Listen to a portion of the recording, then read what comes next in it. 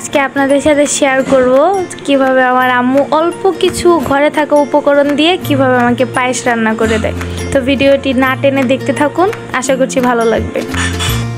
তো প্রথমেই যা করলো 2 লিটার গরুর দুধ, খাঁটি গরুর দুধ এভাবে জ্বালিয়ে নিচ্ছে। তারপর এর মাঝে কিছু এলাচ আর দারচিনি দিয়ে দিল, অল্প পরিমাণে, অত বেশি না। তারপরে চিনি গুঁড়া চাল দিয়ে দিল 250 গ্রাম।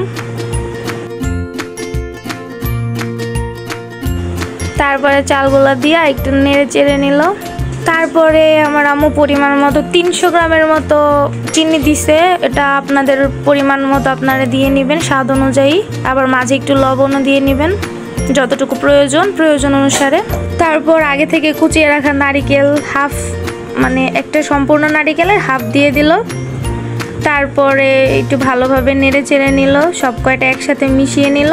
এর মাঝে আবার দিয়ে দিল কিশমিশটা যার যার ব্যক্তিগত টেস্টের উপর ভিত্তি করে দিতে পারেন, যাদের প্রয়োজন আরও বাড়ায় দিতে পারেন। তারপর এরকম 2 থেকে 3 মিনিট নাড়াচাড়া করে পরিবেশন করতে পারেন আপনার পছন্দের পায়েস। ভিডিওটি যদি ভালো লাগে তাহলে অবশ্যই লাইক সাবস্ক্রাইব করতে ভুলে যাবেন না। Thank you.